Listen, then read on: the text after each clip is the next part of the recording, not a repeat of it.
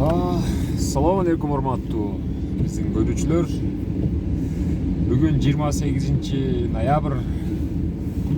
Кыргызстанда кыш.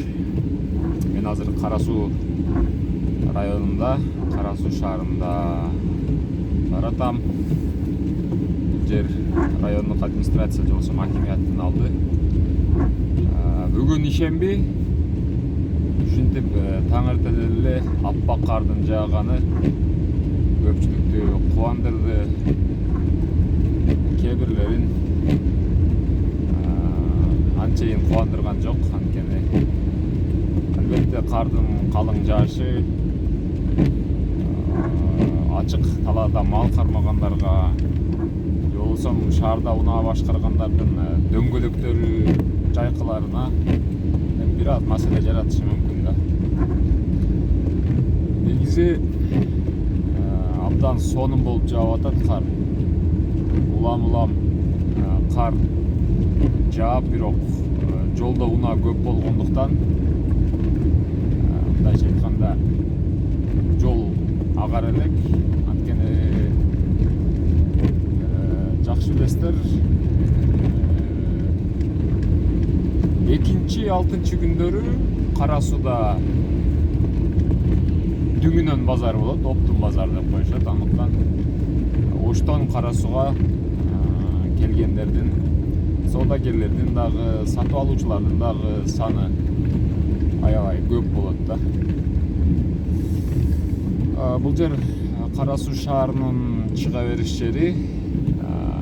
Тиги светофордон оңго бурулсаңыздар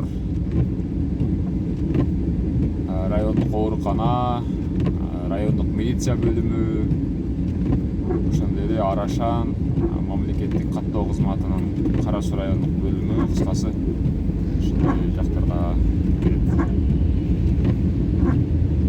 Кара Суу шаарынан чыгып баратабыз. Жолдо унаа көп. Анткени турмуш, тиричилик, кар жаybы, башка болобу токтобош керек, улана берет дегендей. Мына ушундай. Бул жакты көрсөңүздөр, жолдо алардын саны абдан көп.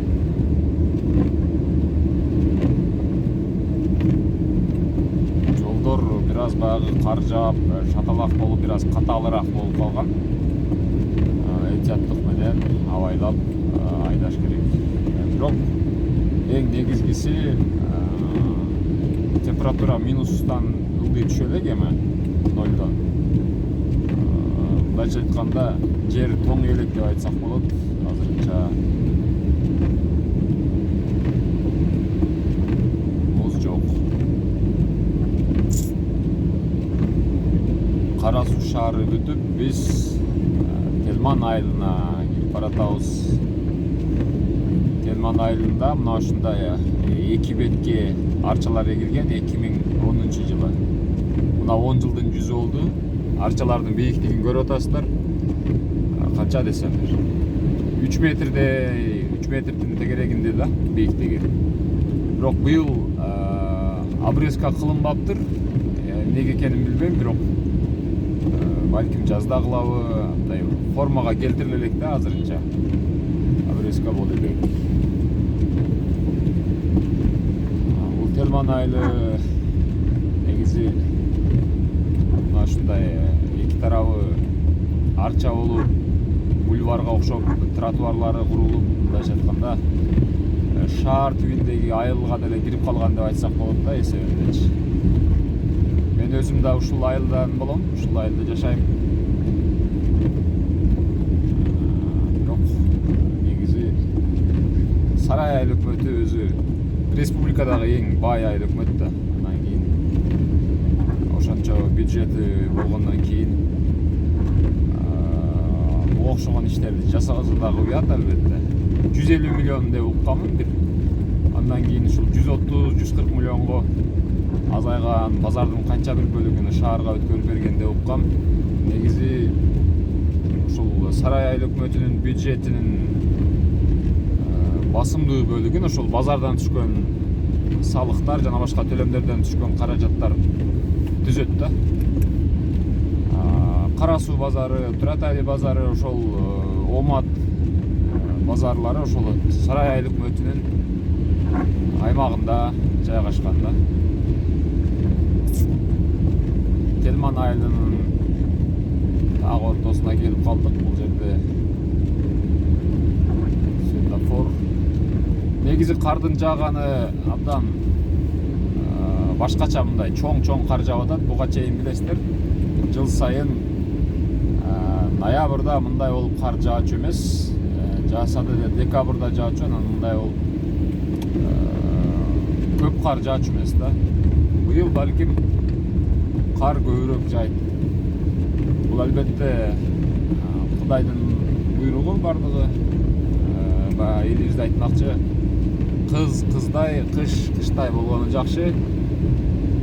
Кар жаап, айлана агарып, балким мынау жыл башынан март айынан бери көпчүлүктү чарчаткан, дүйнөнү экономиканы солгундаткан, адамдардын ден соолугун жабыркаткан тажы вирусу дагы мына ушул кар менен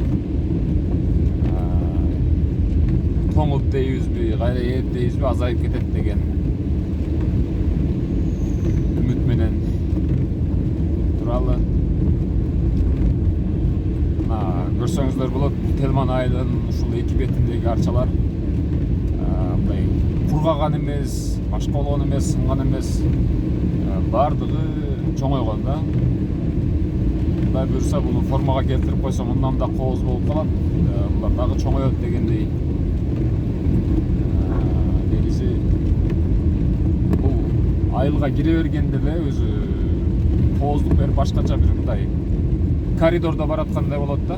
Мен ушул эки тарапка кар калың жаап, азыр эми кар эрте менен эле баштады. Кар жаап, могул арчалардын үстү агарып калганда дагы бир тартып көрсөтөм. Бул өзүнчө бир жазында жашыл коридор, кышында агарган аруу коридор деп айтсак болот да бул жерди. Эки тарабына тең мындай жарыктандыруучу мамычалар коюлуп, прожекторлор коюлуп, түндөсү дагы өзүнчө бир кооз образды берип турат да бул айыл. Анткени бул менин айылым. Бир катар жолду көрсөтүп сагынгандар болсо, мына бул жерлер жол таза экен, негизи унаа көп каттагандыктан. Бул ушул канал, бул жактагы айылдардын бардыгы мына ушул каналдан суу ичет. Бирок бул каналдын баш жагы Компроватте, ошол Өзбекстанга карайт. Аягы дагы кайра эле Өзбекстанга, Андижан облусундагы дыйкандар үчүн ушул суу каттары кирип кетет да. Ушул Телман айылы менен Акташ айылынын чектешкен жеринен Өзбекстанга ошол каналдагы суу кайра эле кирип кетет. Анан биз бул жактагы дыйкандар, үлүш жери барлар төлөшөт сууга. Бирок ал акча каяка кетет билбейм. Климат, аба ырайынын өзгөрүшү, ландшафт өзгөрүп атабы билбейм. Сиздер буга чейин Телман айылынан азыр мен сүйлөп келаткам. Мына үстүбүздөгү айыл Жылкелди айылы. Бул Акташ айыл өкмөтүнө караштуу Жылкелди айылында кар жок. Жаап атат, бирок Кара Суу шаары менен Телман айылындагыдай агарган кар жок экен да.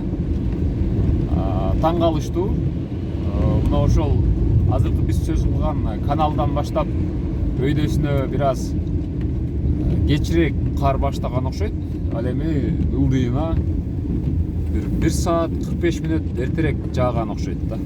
Менин оюмча дейм. Самалап эле айтып койдум. Бирок мына көрсөңүздөр, Телманда, Кара Суу шаарында жерлер агарып калган болчу. Бул жерлерде кече кандай болсо ошондой эми эле кар баштагандай. Агарган эчтеке жок. Бул айылда дагы арчалар эгилген, Жылкелди айылында. Бирок Телмандагыдай бийик болуп өскөн эмес, бирок бир эле жылда эгилген. Булар дагы 2010-жылы эгилген. Бирок бул жердеги жакшы өсүп каралбай калганын себебин мен сууга байланыштырам. Анткени бул айылда суу бул жол боюндагы арчаларга гана эмес, дыйкандарга деле жетпейт. Суу абдан көйгөйлүү маселе. Ал эми Телман айылына жанагы канал бар үчүн кыш болобу, жай болобу, жылдын кайсыл мезгили болбосун суудан көйгөй жаралбайт. Таң калыштуу.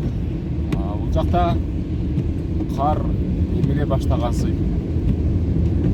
Жерлер агарбаптыр. Демек ошол каналдын ылдыйында гана кар жаап атат окшойт. Жол дагы таптаза. Эч кандай кар жок. Кардан чогулган шаталактар жок дегендей. Жыл келди айылы бүтүп баратат. Бул айыл бүткөндөн кийин Ош Кара Суу жолунун эки тараптуу жолу башталат.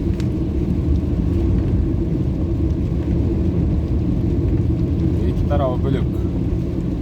Бир жагы өзүнчө, эки жагы өзүнчө, ортосу бөлүнгөн.